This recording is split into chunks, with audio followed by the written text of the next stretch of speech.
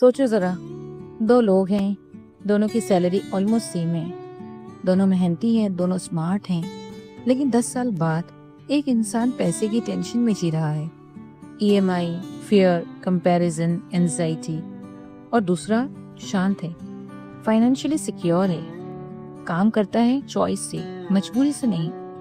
अब सवाल ये नहीं है कि किसने ज्यादा कमाया, सवाल ये है किसने पैसे को समझा। और यहीं से शुरू होता है द साइकोलॉजी ऑफ मनी की सबसे खतरनाक सच्चाई। पैसा नंबर का गेम नहीं है, पैसा बिहेवियर का गेम है। ये किताब तुम्हें ये नहीं सिखाती कि कहाँ इन्वेस्ट करो, ये सिखाती है क्यों ज्यादातर लोग पैसा होने के बाद भी गरीब माइंडसेट में फंसे रहते हैं। और अगर तुम्हें लगता है कि मैं स्मार्ट हूँ, मेरे साथ ऐसा नहीं होगा, तो ये वीडियो सबसे ज्यादा तुम्हारे लिए है। The psychology of money, Morgan Housel की ये किताब 19 छोटी छोटी स्टोरीज में एक बड़ा सच बताती है। हर इंसान का पैसा देखने का नजरिया अलग होता है, और यही डिफरेंस रिच दिखने और वेल्दी बनने के बीच की लाइन खींच देती है। ये किताब उन लोगों के लिए है जो जल्दी अमीर दिखना नहीं, लंबे समय तक फाइनेंशियली फ्री रहना चाहते हैं। तो चलो शुरू करते हैं पहली कहानी से। हर इंसान पैसे को अलग नजर से देखता है। एक आदमी है जिसने 2008 की रिसेशन देखी है। उसने जॉब जाते देखी, सेविंग उड़ते देखी, मार्केट क्रैश होते देखे। आज उसके पास पैसा है, लेकिन इन्वेस्ट करने से डरता है। अब दूसरा इंसान है जिसने बुल मार्केट देखी है, पैसा बढ़ते देखा है, वो रिस्क लेने में कंफर्टेबल है। अब प्रॉब्लम ये नहीं है कि कौन सही है, प्रॉब्लम ये है कि दोनों अपने पास्ट को फ्यूचर का रूल बना रहे हैं। मॉर्गन होसेल साफ कहता है, हम सब पैसा अपने एक्सपीरियंस से देखते हैं, फैक्ट से नहीं, लॉजिक से नहीं। और यही वजह है कि हम दूसरों के फाइनेंशियल डिसीजंस जज करते हैं, जबकि हमें ये समझना चाहिए हर इंसान एक अलग फाइनेंशियल वर्ल्ड में बड़ा हुआ है। लेकिन एक ब्रूटल ट्रूथ है, दुनिया बदलती रहती है, मार्केट बदलता रहता है, रूल्स बदलते रहते हैं। अगर तुम अपने पुराने एक्सपीरियंसेस के आधार पर आज के डिसीजंस लोगे, तो तुम कल की दुनिया के लिए तैयार नहीं रहोगे। सही तरीका ये है, अपने गोल्स क्लियर रखो, इमोशंस नहीं, सिस्टम्स पर भरोसा रखो, और ये समझो कि सर्टेनिटी नहीं, सर्वाइवल ही असली जीत है। बिल गेट्स सिर्फ मेहनत से अमीर नहीं बना। सोचो जरा, जब भी कोई अल्ट्रा सक्सेसफुल इंसान दिखता है, Bill Gates, Elon Musk, Jeff Bezos, हम तुरंत क्या बोलते हैं? Extra ordinary talent, next level hard work, discipline plus consistency. हाँ, ये सब सच है, लेकिन ये पूरी सच्चाई नहीं है। मॉर्गन होसेल यहाँ एक अनकंफर्टेबल सवाल पूछता है, क्या सक्सेस सिर्फ मेहनत का रिजल्ट होता है, या फिर लक और टाइमिंग भी गेम बदल देती है? अब बिल गेट्स का एग्जाम्पल ले लो।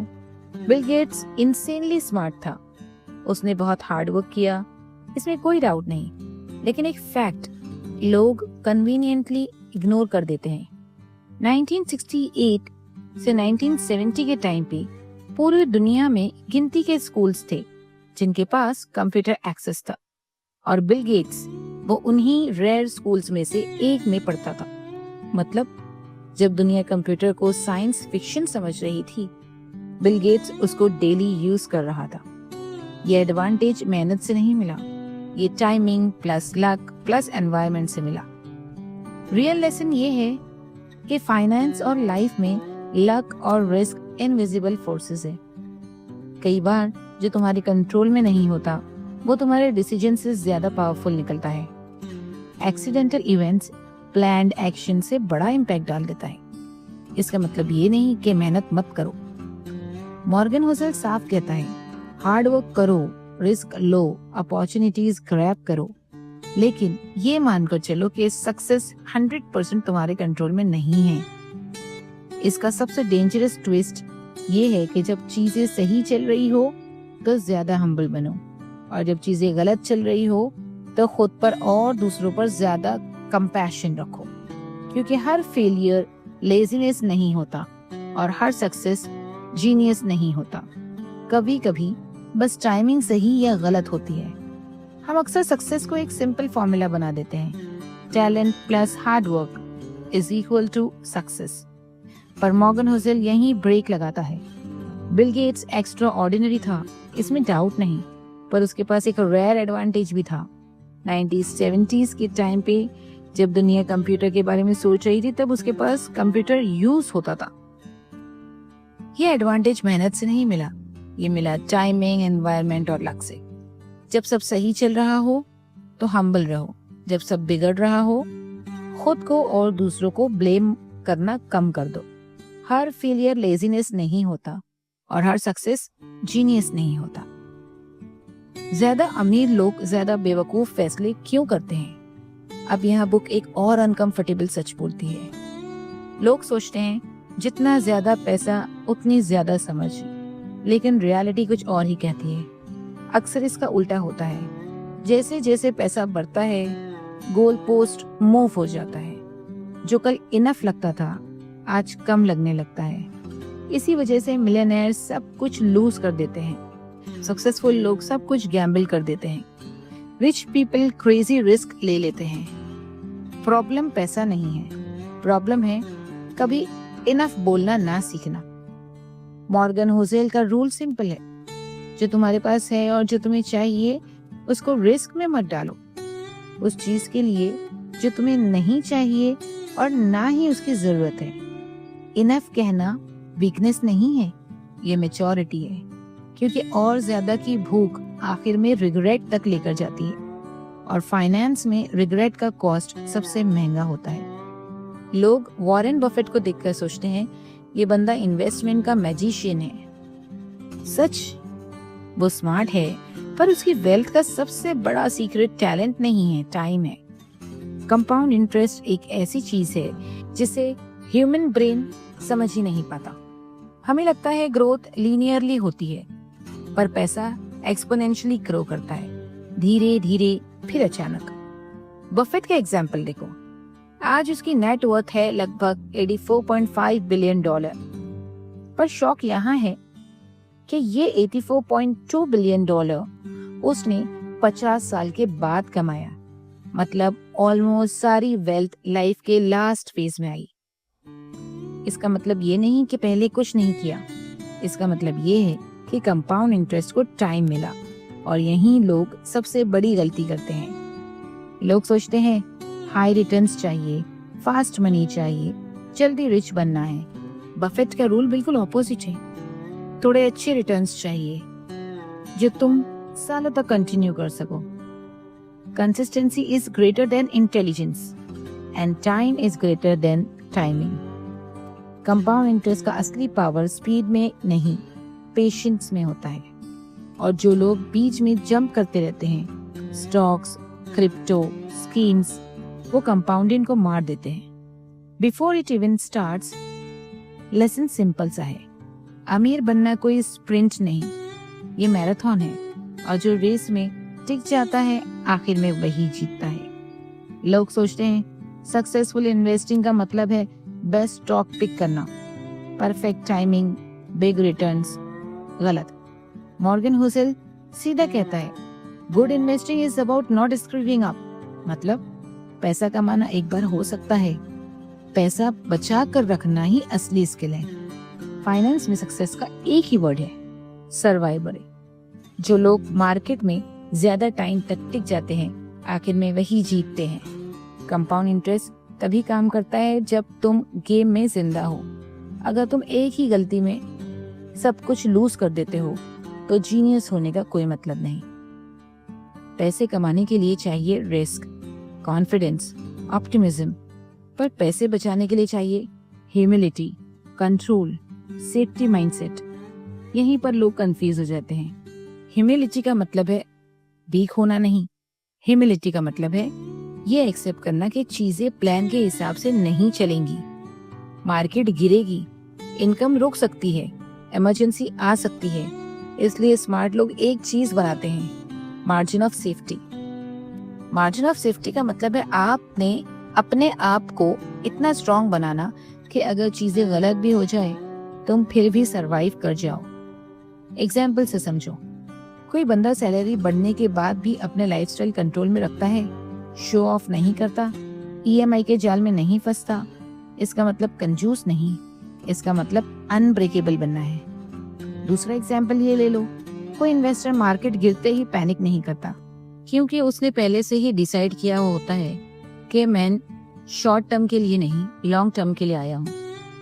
लूज टाइमलाइन का फायदा, तुम इमोशनल डिसीजंस नहीं लेते, तुम डाउन टर्न सर्वाइव कर जाते हो, और जब अप टर्न आता है तुम ऑलरेडी गेम में होते हो। असली गोल ये नहीं होना चाहिए मैं कितना कमा सकता हूँ, असली गोल ये होना चाहिए मैं कितनी बड़ी गलती से बच सकता हूँ। क्योंकि जो लोग गलतियाँ अवॉइड कर लेते हैं उन्हें जीनियस होने की जरूरत नहीं पड़ती, उन्हें सिर्फ टाइम मिल जाता है, और time plus patience equals wealth. यही इन्वेस्टिंग का ब्रूटल ट्रूथ है। हम सबका दिमाग एक ही जगह अटकता है। Extra ordinary success stories, unicorn founders, crypto millionaires, overnight success. पर यहाँ एक अनकंफर्टेबल ट्रूथ है, ये लोग 1 in a million इवेंट्स हैं। ये लोग 1 in a million इवेंट्स हैं।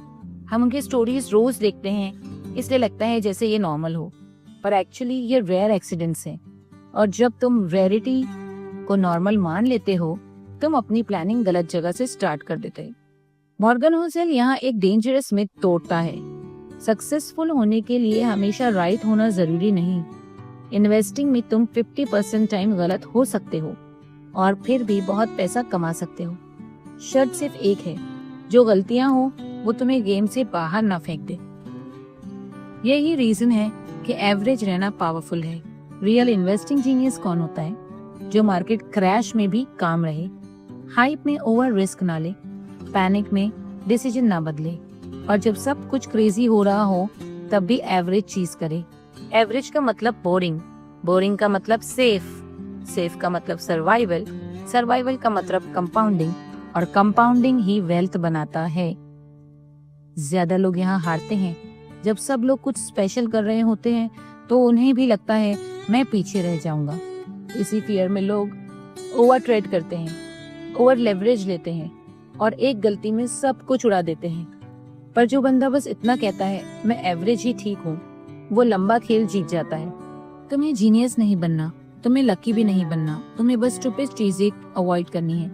एवरेज रहना कोई वीकनेस नहीं, ये ही सबसे अंडररेटेड स्ट्रेंथ है, और जो ये समझ गया उसका पैसा ज्यादा दिन तक जिंदा रहता है। सोचो, रोड पे एक महंगी कार निकलती है, तुम तुरंत सोचने लगते हो काश ये मेरी होती, लोग मुझे कितना कूल समझते। यहीं से rich man in the car paradox start होता है। ट्रुथ ये है, तुम कार देख रहे हो, ड्राइवर को नहीं। तुम उस बंदे के बारे में सोच भी नहीं रहे, ना उसका नाम, ना उसकी लाइफ, ना उसकी पर्सनालिटी, बस कार। पर जब बात खुद की आती है दिमाग उल्टा काम करता है। तुम सोचते हो अगर मेरे पास ये कार होती तो लोग मेरे बारे में बात करते, लेकिन रियलिटी में कुछ और ही है। लोग सिर्फ ऑब्जेक्ट नोटिस करते हैं, तुम्हें नहीं। जैसे तुमने ड्राइवर को इग्नोर किया वैसे ही बाकी लोग तुम्हें इग्नोर करेंगे। मॉर्गन होसेल यहाँ एक ब्रूटल ट्रूथ बोलता है, हम वेल्थ को स्टेटस के लिए चाहते हैं, पर स्टेटस के प्रेशर मोस्टली इमेजिनरी होता है। लोग अपनी लाइफ में बिजी होते हैं, उनके पास टाइम नहीं होता तुम्हारी सक्सेस को सेलिब्रेट करने का। इस इल्यूजन का सबसे बड़ा नुकसान क्या है? लोग पैसा शो ऑफ के लिए खर्चा करते हैं, वैलिडेशन के लिए स्पेंड करते हैं, इम्प्रेस करने के लिए रिस्क लेते हैं, और फिर वेल्थ दिखती है पर वेल्थ बनती नहीं। रियल वेल्थ क्या है? जो दिखता नहीं। Freedom, time, choice, peace of mind, ये सब साइलेंट होता है। इंस्टाग्राम पे नहीं चमकता पर जिंदगी को स्टेबल बनाता है। इसलिए स्मार्ट लोग लोगों को इम्प्रेस करने के लिए नहीं, खुद को सिक्योर करने के लिए पैसा बनाते हैं। अगर तुम ये समझ गए, तुम अपनी स्पेंडिंग और गोल्स दोनों में बहुत आगे निकल जाओगे।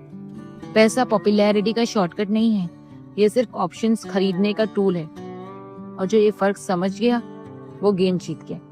लोग पैसा क्यों कमाना चाहते हैं? इसका सरफेस आंसर ये है, सिक्योरिटी, कंफर्ट, फ्रीडम के लिए। लेकिन रियल आंसर है अप्रूवल, रिस्पेक्ट, एडमायरेशन। लोग सोचते हैं जब मेरे पास पैसा होगा लोग मुझे पसंद करेंगे, लोग मेरी इज्जत करेंगे, मैं इंपॉर्टेंट फील करूंगा। पर यहीं पे सबसे बड़ा कंफ्यूजन है। रियलिटी क्या है?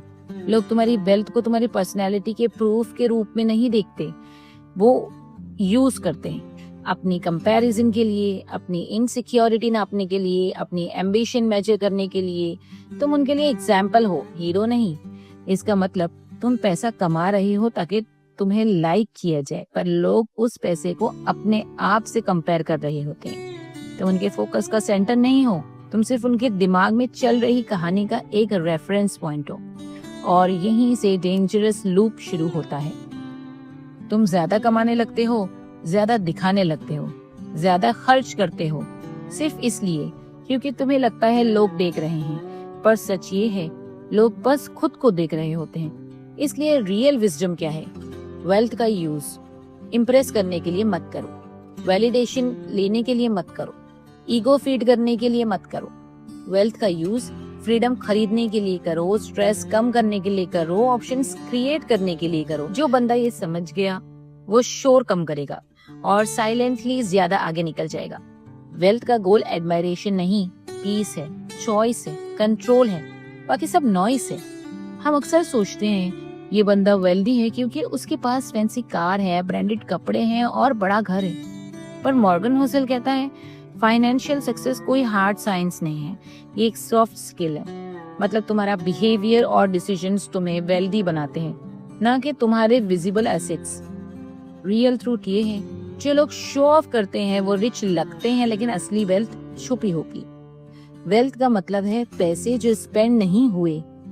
ये पैसे तुम्हें ऑप्शंस, फ्रीडम और फ्लेक्सिबिलिटी देते हैं। एक सिंपल एग्जांपल ये है कि अगर कोई बंदा 1 करोड़ कमा रहा है और सब खर्च कर रहा है, वो रिच लगता है पर कभी वेल्दी नहीं होगा।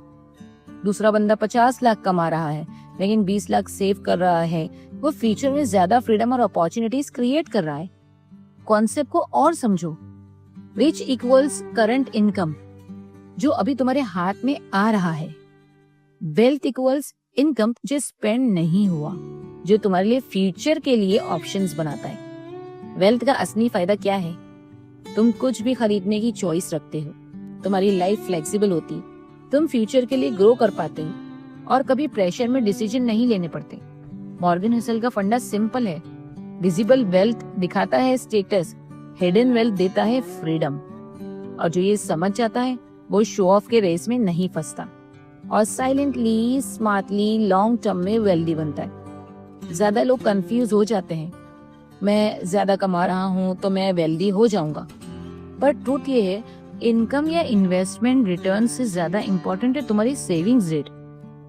कॉन्सेप्ट को सिंपली वे में समझो, तुम्हारी वेल्थ डिपेंड करता है कि तुम कितना सेव कर रहे हो, ना कि सिर्फ कितना कमा रहे हो। हाई सेविंग्स रेट का मतलब एक्सपेंसेस को कंट्रोल में रखना और पैसा एफिशिएंटली यूज करना। अगर तुम ज्यादा खर्च करते हो तो ज्यादा इनकम होने के बावजूद भी वेल्थ बिल्ड नहीं होती। ईगो और इनकम का फंडा, मॉर्गन होसेल कहता है savings equals gap between ego and income. यानी जब तुम अपने लाइफस्टाइल को अपने इनकम से ज्यादा बड़ा कर देते हो, सेविंग्स कम हो जाती है और इसी वजह से डिसेंट इनकम वाले लोग भी ऑलमोस्ट सेव नहीं कर पाते। हिडन पावर ऑफ सेविंग्स ये है कि बैंक में 0 इंटरेस्ट पे रखे पैसे भी एक्स्ट्रा ऑर्डिनरी रिटर्न दे सकता है अगर तुम्हें लो पेइंग जॉब लेने का चांस मिले, लेकिन ज्यादा पर्पस के साथ। तुम फ्यूचर के बेटर इन्वेस्टमेंट अपॉर्चुनिटीज का वेट कर सको जब दूसरे लोग डेस्परेट हो जा रहे हैं। Saving equals flexibility plus freedom. तुम जल्दी पैनिक में डिसीजन नहीं करते, तुम स्मार्टली अपॉर्चुनिटीज का वेट कर सकते हो। बॉटम लाइन ये है कि तुम्हारी सेविंग्स रेट तुम्हारी फाइनेंशियल लाइफ का कंट्रोल लीवर है। ज्यादा कमाना जरूरी नहीं, स्मार्ट सेव करना जरूरी है। ज्यादा लोग सोचते हैं हर फाइनेंशियल डिसीजन को पूरा डेटा और लॉजिक से लेना चाहिए, तभी मैं सेफ और वेल्दी बनूंगा। पर रियलिटी कुछ और है। मॉर्गन होसेल कहता है being coldly rational financial life में बर्नआउट और स्ट्रेस लाता है। रीजनेबल वर्सेस रैशनल, ये नया फंडा है। रैशनल इन्वेस्टर हर डिसीजन को सिर्फ नंबर्स, डेटा और स्टेट्स से जज करता है। रीजनेबल इन्वेस्टर लॉजिक यूज करता है लेकिन रियल लाइफ कॉन्टेक्स्ट और सोशल एडवाइस को भी कंसीडर करता है। एग्जाम्पल, तुम्हारे कॉलीग्स, फैमिली या फाइनेंशियल मेंटर के इंसाइट्स लेना। ये सिर्फ नंबर्स से बेटर डिसीजन बनाने में हेल्प करता है। लॉन्ग टर्म का पर्सपेक्टिव, ज्यादा रैशनल होना मतलब हर छोटी चीज को कैलकुलेट करना है और हर डिसीजन को परफेक्ट बनाना। रियलिटी में परफेक्ट डिसीजन पॉसिबल ही नहीं है। बेटर है फाइनेंशियल प्लान अडॉप्ट करो जो तुम लॉन्ग टर्म फॉलो कर सको। ये अप्रोच स्ट्रेस कम करता है, पेशेंस बिल्ड करता है और वेल्थ बिल्ड करने में सस्टेनेबल है। नंबर्स और लॉजिक इंपॉर्टेंट है, लेकिन फ्लेक्सिबिलिटी और प्रैक्टिकलिटी ज्यादा वैल्यूएबल है। फाइनेंशियल डिसीजंस को लाइफ फ्रेंडली बनाओ, ना कि सिर्फ स्प्रेडशीट फ्रेंडली। रीजनेबल रहकर तुम अपने लॉन्ग टर्म गोल्स को कंसिस्टेंटली अचीव कर सकते हो बिना ओवरथिंकिंग के। ज्यादा लोग सोचते हैं पिछले 10 साल के मार्केट डेटा को देखकर मैं फ्यूचर का प्रेडिक्शन कर सकता हूँ, पर मॉर्गन होजल कहता है ये कॉमन मिस्टेक है, हिस्टोरियन एज प्रॉफिट्स फैलेसी। यानी सिर्फ हिस्टोरिकल डेटा पर रिलाई करके फ्यूचर प्रेडिक्ट करना गलत है। रियलिटी चेक तो ये है कि दुनिया कांस्टेंट चेंज में है। इनोवेशन, टेक्नोलॉजी और न्यू ट्रेंड्स कंटिन्यूअसली इकोनॉमी और मार्केट को शिफ्ट करते हैं। सिर्फ पास्ट परफॉर्मेंस देखकर इन्वेस्टमेंट डिसीजंस लेना मिसलीडिंग और रिस्की हो सकता है। एग्जाम्पल के तौर पर 10 साल पहले का हाई परफॉर्मिंग स्टॉक अब आउटडेटेड बिजनेस मॉडल हो सकता है। जो स्टॉक पिछले डिकेड में एवरेज परफॉर्म कर रहे थे वो आज डिसरप्टिव इनोवेटिव की जगह से बूम कर रहा हो। हिस्ट्री इंपॉर्टेंट है पर प्रॉफिट नहीं है। फ्यूचर को प्रेडिक्ट करने के लिए फ्लेक्सिबिलिटी, अडेप्टेबिलिटी और मार्केट के करंट डायनेमिक्स को समझना ज्यादा जरूरी है। स्मार्ट इन्वेस्टर्स पास्ट लेसन्स को कॉन्टेक्स्ट में लेते हैं, लेकिन फ्यूचर रेडी डिसीजंस फ्लेक्सिबल और ओपन माइंडेड होते हैं। ज्यादा लोग सोचते हैं मैं फ्यूचर रिटर्न्स को एग्जैक्ट कैलकुलेट करके प्लान बना लूंगा, सब परफेक्ट होगा। पर मॉर्गन होजल कहता है ये गलत अप्रोच है। हमेशा अपनी प्लानिंग में एरर के लिए जगह बचा के रखो। मार्जिन ऑफ सेफ्टी कॉन्सेप्ट, होजल इस अप्रोच को कहता है प्लान करते वक्त अज्यूम करो कि चीजें प्लान के अकॉर्डिंग नहीं होगी। एग्जाम्पल के तौर पर अगर हिस्टोरिकल एवरेज रिटर्न्स 9% है, वो अपनी फ्यूचर प्लानिंग में अज्यूम करता है 6% ही मिलेंगे। इस सिंपल अजम्पशन से वो सेविंग्स और एक्स्ट्रा बफर क्रिएट कर लेता है। रीजन ये है कि लाइफ में अनसर्टेनिटीज हमेशा होती है, मार्केट में अप्स एंड डाउन्स नॉर्मल है। अगर हम हमेशा ऑप्टिमिस्टिक प्लान बनाएं बिना मार्जिन ऑफ सेफ्टी के, तो अनएक्सपेक्टेड इवेंट्स में हम वल्नरेबल हो जाते हैं। एक्स्ट्रा बफर क्रिएट करो, ज्यादा सेव करो और रिस्क को मैनेज करो। ये स्मॉल स्टेप तुम्हारी लॉन्ग टर्म फाइनेंशियल स्टेबिलिटी को ड्रास्टिकली इंप्रूव कर सकता है। बेसिकली स्मार्ट इन्वेस्टर्स हमेशा अपनी एक्सपेक्टेशंस को कंजर्वेटिव रखते हैं और इससे फाइनेंशियल स्ट्रेस और रेग्रेट कम होता है। ज्यादा लोग सोचते हैं मैं अपनी फाइनेंशियल प्लानिंग ऐसे करूंगा कि ये तो एक्सट्रीम लो इनकम में सेटिस्फाइड रहूं। ज्यादातर लोग सोचते हैं मैं अपनी फाइनेंशियल प्लानिंग ऐसे करूं कि या तो एक्सट्रीम लो इनकम में सेटिस्फाइड रहूं या फिर एक्सट्रीम वेल्थ के लिए ओवर वर्क करूं। पर मॉर्गन होजल कहता है ये अप्रोच गलत है। फ्यूचर में तुम्हारे गोल्स और डिजायर्स बदलते रहेंगे और हम अपने फ्यूचर सेल्फ्स को प्रेडिक्ट नहीं कर सकते। इस कॉन्सेप्ट को वो कहता है एंड ऑफ हिस्ट्री इल्यूजन। इसका रियलिटी चेक ये है कि तुम देख सकते हो कि पिछले 5 से 10 साल में तुम कितने बदले हो, पर फ्यूचर में तुम कितने चेंज होगे इसका एस्टिमेट हम अंडर एस्टिमेट करते हैं। इस वजह से एक्सट्रीम अजम्पशंस लेने से प्रॉब्लम हो सकता है, या तो रिग्रेट होगा या मिस्ड अपॉर्चुनिटीज। इसका स्मार्ट अप्रोच ये है कि मॉडरेशन में प्लानिंग करो, एक्सट्रीम लो या एक्सट्रीम हाई के बीच। अपने प्लान्स फ्लेक्सिबल रखो क्योंकि तुम्हारे फ्यूचर सेल्फ की प्रायोरिटीज और डिजायर्स बदलेंगे। अगर अब तुम्हारा गोल सिर्फ सेविंग्स ही है, फ्यूचर में शायद तुम्हारे लिए ग्रोथ और एक्सपीरियंसेस इंपॉर्टेंट हो जाए। फाइनेंशियल प्लानिंग को रिजिड और एक्सट्रीम ना बनाओ, फ्लेक्सिबिलिटी और अडेप्टेबिलिटी को इनकॉर्पोरेट करो।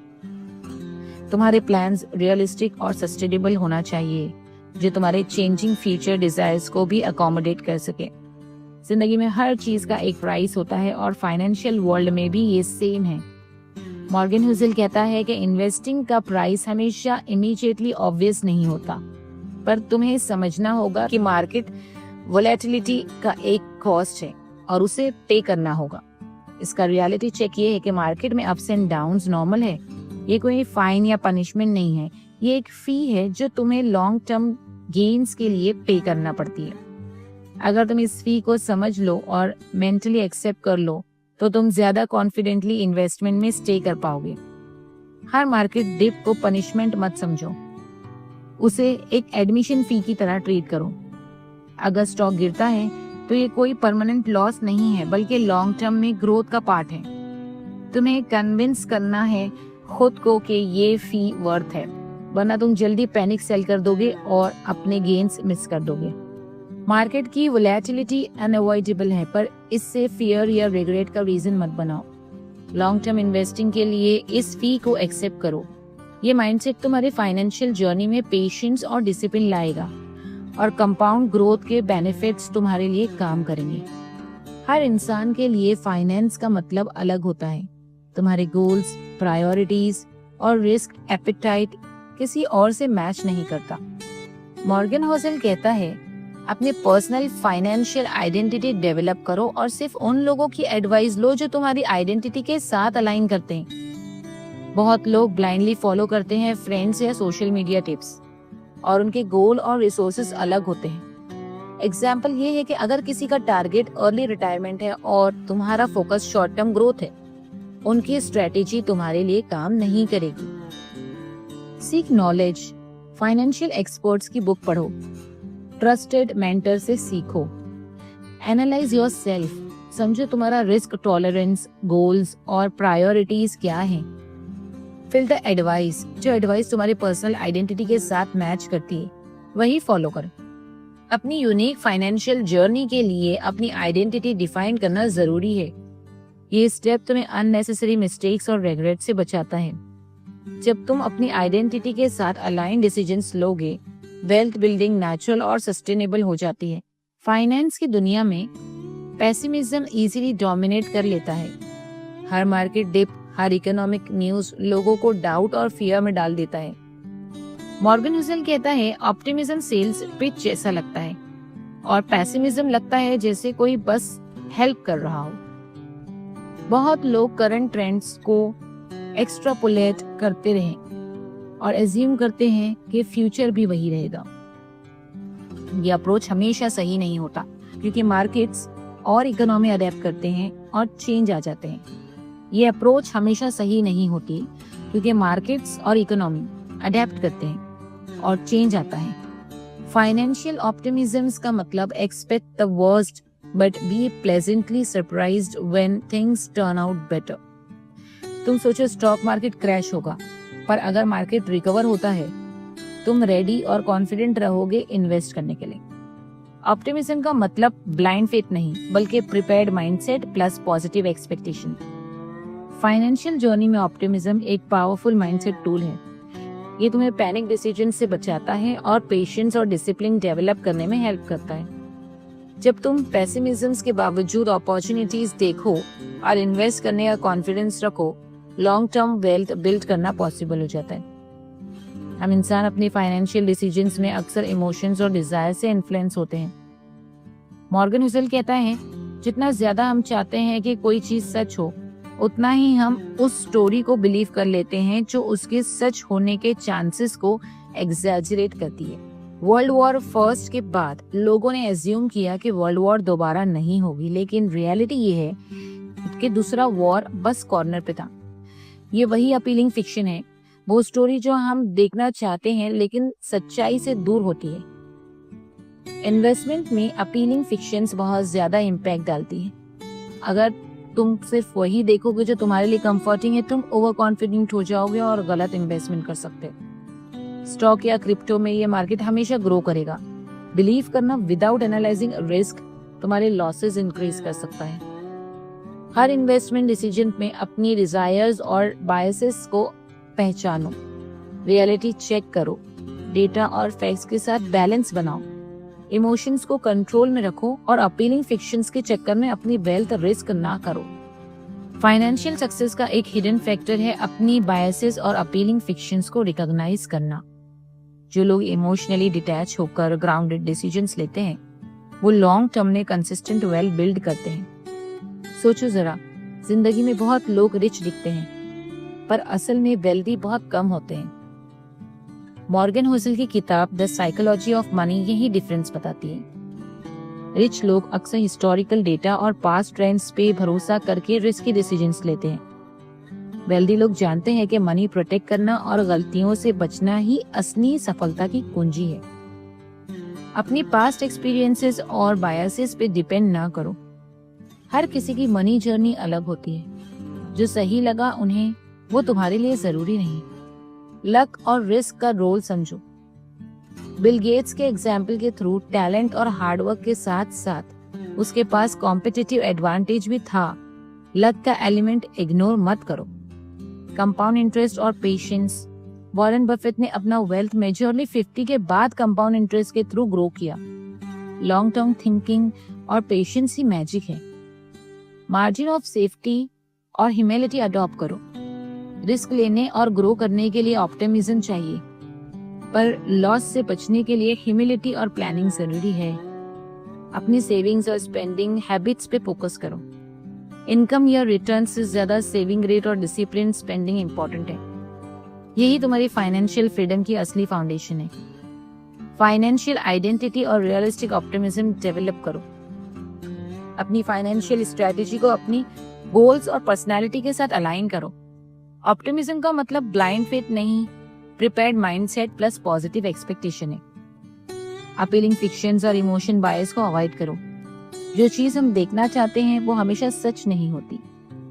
इन्वेस्टमेंट्स में अपनी डिजायर से अफेक्ट होने से बचना ही स्मार्ट अप्रोच है। ये किताब छोटी है लेकिन टाइमलेस और प्रैक्टिकल फाइनेंशियल लेसन से भरी हुई है। ये किताब तुम्हें सिर्फ रिच बनने का फॉर्मूला नहीं बल्कि सस्टेनेबल वेल्थ बिल्ड करने का माइंडसेट सिखा रही है। अगर तुम चाहते हो कि तुम्हारे मनी डिसीजन स्मार्ट, रैशनल और लॉन्ग टर्म फोकस्ड हो, ये बुक एक मस्ट रीड गाइड है। अगर तुम सच में चाहते हो कि तुम्हारी फाइनेंशियल लाइफ बदल जाए तो अभी सब्सक्राइब करो। मैं तुम्हें रिच और वेल्दी बनाने के माइंडसेट सिखाऊंगी स्टेप बाय स्टेप। अगली वीडियो में हम देखेंगे I will teach you to be rich by Ramit Sethi की अल्टीमेट स्ट्रेटेजीज, जिसमें तुम सीखोगे किसी अपनी इनकम, इन्वेस्टमेंट्स और स्पेंडिंग हैबिट्स को स्मार्टली ग्रो कर सकते हो बिना स्ट्रेस के। मिस मत करो क्योंकि ये तुम्हारी फाइनेंशियल फ्रीडम की जर्नी का